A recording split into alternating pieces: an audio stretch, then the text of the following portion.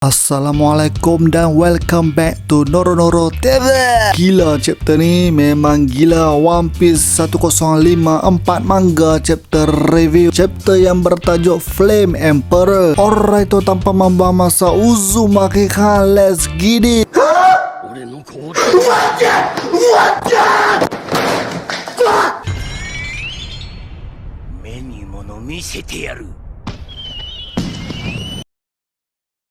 Chapter ni bermula di Flower Capital, di mana The Red Scarabs dapat kenal pasti penceroboh dan mereka mahu menghalang penceroboh tersebut daripada mengganggu Luffy dan orang ramai. Ryokugyu yang dalam perjalanan ke Flower Capital memuji Luffy yang mempunyai kebolehan istimewa untuk mempengaruhi orang lain. Tiba-tiba Ryokugyu bertembung dengan samurai-samurai Oden, iaitu Denjiro, Raizo, Kawamatsu, Inuarashi, Nekomamushi dan Shinobu. Mereka tahu yang Ryokugyu ialah seorang marine yang bermaksud dia merupakan musuh dari luar Wano kepada Luffy. Ryokugyu bersedia untuk menyerang sambil berkata, apa yang kamu semua tahu pasal dunia luar? The Celestial Dragons ialah Tuhan di dunia dan negara Wano yang tak ada ikatan dengan world government tidak mempunyai sebarang hak. Ryokugyu mendedahkan Devil Fruit dia ialah Forest Fruit yang menjadikan dia seorang manusia hutan. Devil Fruit Ryokugyu juga jenis